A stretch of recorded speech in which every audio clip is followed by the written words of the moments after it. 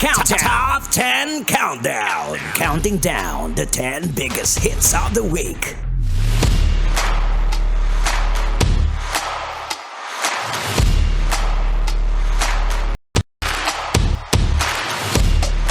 Give it a quick check, Metro Manila. It is now 45 minutes after 11 o'clock on a great, beautiful Saturday.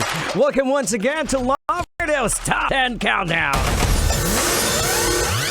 And you still with your Countdown Master. My name is Diego Bandido.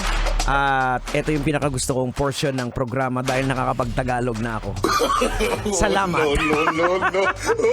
And right about now, folks, mga kabisyo, boards, welcome to our Love Lounge. At syempre ngayon, kasama natin, hindi na po ako nag-iisa. Meron po tayong kasama. The one and only, let's all welcome, Raven! Hey, what's up, bro?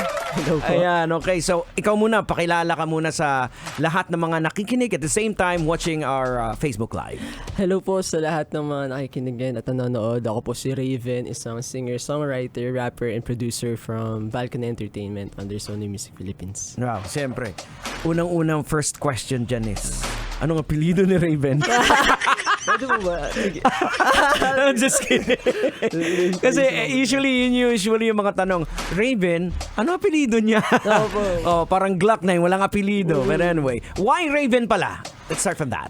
Raven, ano po siya? Yun po yung second name ko. Mm-hmm. Tapos, ang naging ano ko po kasi noon before nakilala po ako sa Balcony, may surname po talaga ako. Okay. Pero sabi ni Sir Rico, Rico Blanco, tanggalin ko na daw po yung surname ko para kahit papaano may maitago ako sa sarili ko. Alright, Kaya exactly. tinanggal ko na yung last name ko, ginawang Raven. Oh, exactly. Kasi unang-una ano apelido niya? So, people get curious, di ba?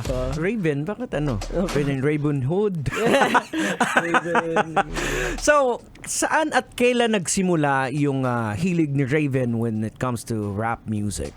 Rap music po, mas na ano po ako, na in love po ako sa ganun genre or sa ganun system po. Dahil sa mga friends ko po nung college. Okay. Kasi nung college po ako, lagi po kami tumatambay after ng school. Tapos may dala silang speaker. Okay. Yung mga friends ko po sa Cavite, lagi po sila nag-freestyle. Tapos piniplay po nila yung mga kanta nila. So parang na-inspire po ako sa kanila. And syempre, nahaluan din po ng mga K-pop rappers din po. Tapos yun, parang nabuo po ako sa hip-hop. Ayan. Oo, syempre kami mga uncle na, mga old school. Well, for me, I myself, gusto ko rin, trip ko rin yung vibe ng rap. I really like listening sa rap. Pero syempre, sa inyo, mga young blood na kayo, iba na yung old school rap na dati sa amin. And ngayon, iba na yung bagsakan ng mga letra, iba na yung bagsakan yung rhythm, ibang-iba na. So, it's nice na yung mga artists dito sa Pinas is making their names as well. Diba? Producing, you producing as well? Yes po. Yan. So, paano mo natutunan yung pag-produce? Natuto po ako siya nung 2015, 2016 po kasi nahilig naman po ako nun sa EDM.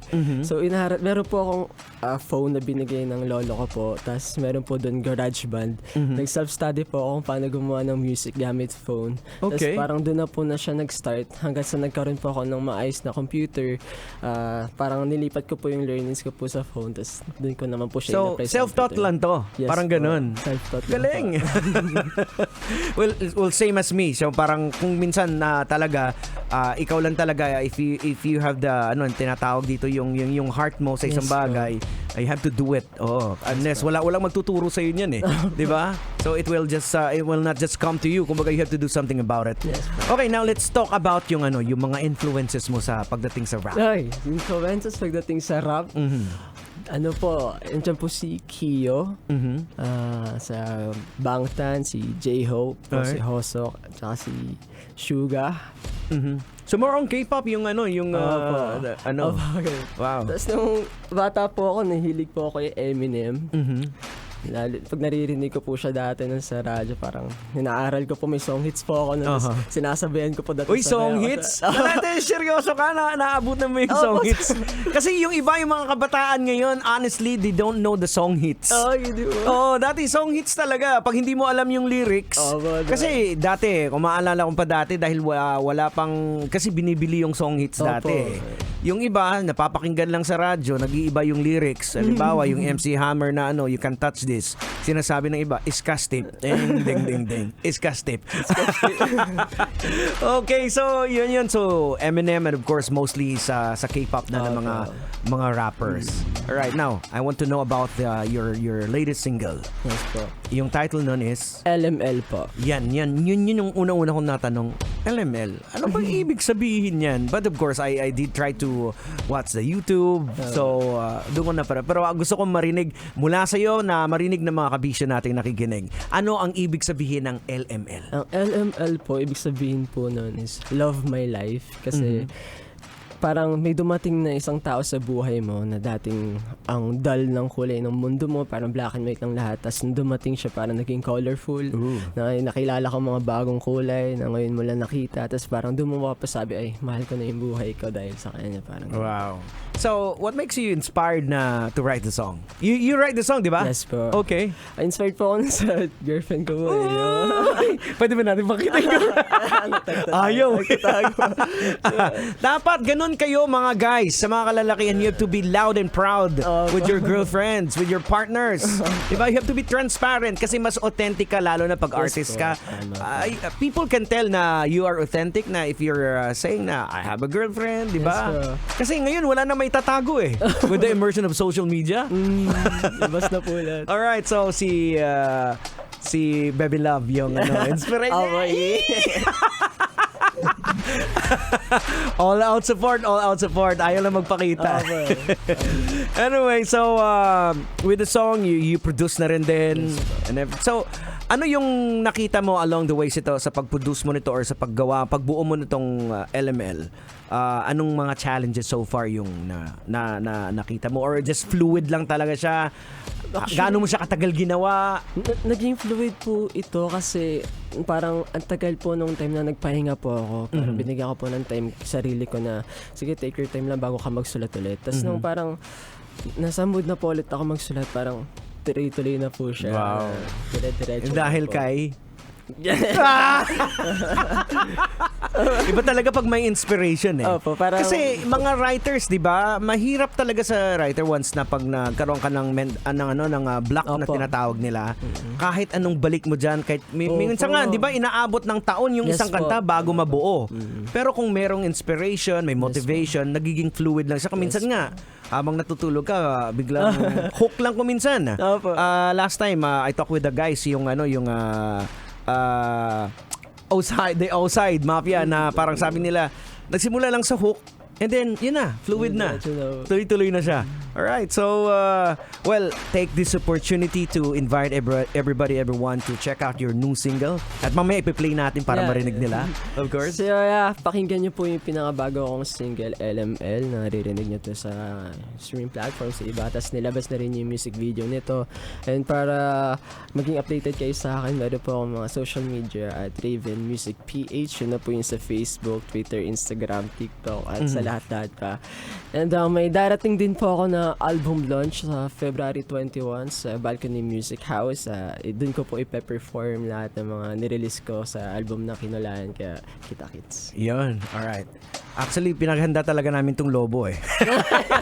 Kasi sa music video may naming lobo, di ba? Right? And then we just celebrated kasi our anniversary last Feb 14. Yan, our 49th year anniversary. Years, tapos may anniversary pa. Anyway. Okay, so let's play a game, Raven. Dahil may oras pa naman tayo, let's play a game. Meron akong set of cards dito. Then you'll pick one and then sagutin mo. May mga questions kasi. Okay, so you'll just pick one. So, bahala ka na. Okay, go, Raven. Color yellow po ako na tao. So, yellow. Okay, sige. What's one thing you'd like to get better at over the next year? Siguro yung dancing po. Okay. Gusto kong makakapag-improve naman po sa way ng pag-perform ko or sa galaw ko po as a performer. Parang Di po kasi talaga ako sumasayaw-sayaw noon. Ngayon, inaaral ko po siya sa kwarto. Bukas lang ang electric fan, tapos sumasabay lang sa YouTube. Tsaka tingi-tingi lang po ng mga dance na mirror. Yun po yung gusto ko. Kasi ngayon na, di ba? Yun na yung dynamics ngayon ng if you're a rapper, you can dance as like sila ushers, di Yes, ba? po. Na talagang yung moves, hindi na yung basta lang swag lang. So you have to show your moves as well. Yes, So yun yung skill set na dapat idagdag mo. Opo, Di ba? Parang naglalaro ka ng game, kinakailangan ma-achieve ko Opo, to. level up po. Oh, level up yan, upgrade. Opo. Okay, sige. One more time. Isa pa. Ito naman, gitna. Okay. What kind of present do you like the best? Anong pinaka-pabor? Mga handmade presents po, mga crafts. Kasi para sa akin, parang mas na kinikilig ako pag yung mga binibigay sa akin Uy. siya yung mismo yung gumawa. Uy. Hindi mo mabibili sa iba na ikaw lang yung meron nun. So parang gusto ko po yung mga handmade presents. So, po. anong bagay ang nagpakilig sa'yo binigay ni Bebe Love? Madami na po mga puro handmade po.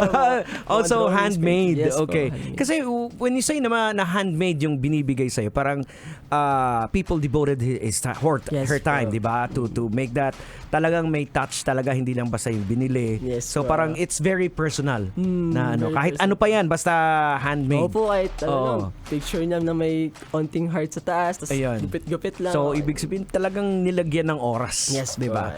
po. Anyway, okay, last na lang to. Last. Okay po. Finally. Okay, sige, here we go. Last question. Let's go. Question is?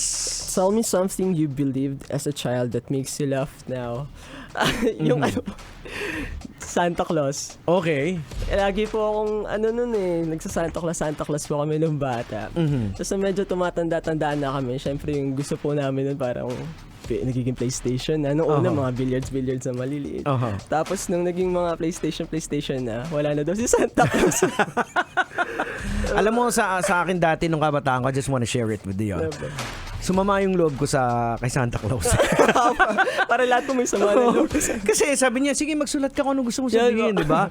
Sulat ako ng ganito. Tapos kinaumagahan, hinahanap ko yung sinulat ko na yung hiningi ko. Nilagay na mga pruta, damit. Di ba? Kasi usually, di ba, pag sa mga kids, way back before, ngayon, wala nang Santa Claus talaga Kasi alam na ng mga kids Di ba? So, hindi nila na-experience yung na-experience natin that time.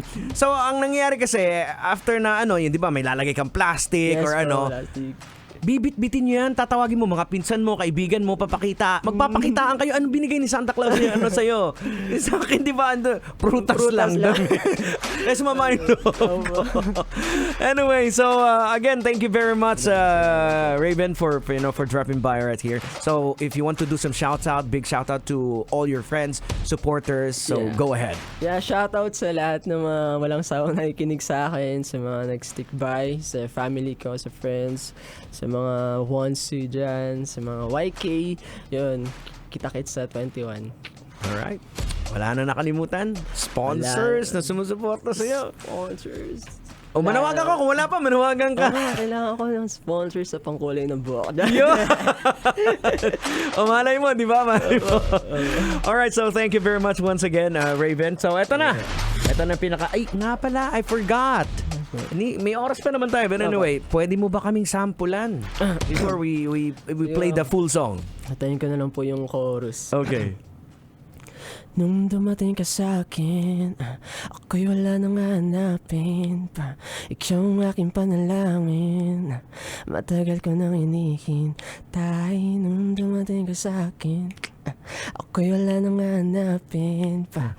Di na babalik sa dati, ngayon ko lang masasabi na I love my life. Wow.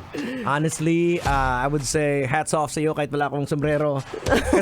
Kasi maraming mga rappers na, 'di ba, you have a voice talaga, 'di ba? Kasi may mga rappers na siyempre pag sinabi mong rap, dali lang, the beat lang, but you got a voice, man. So you get a long way.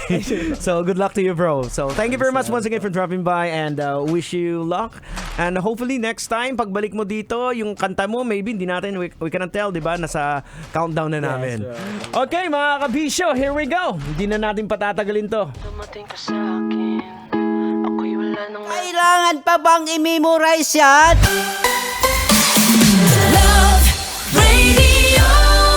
Basic!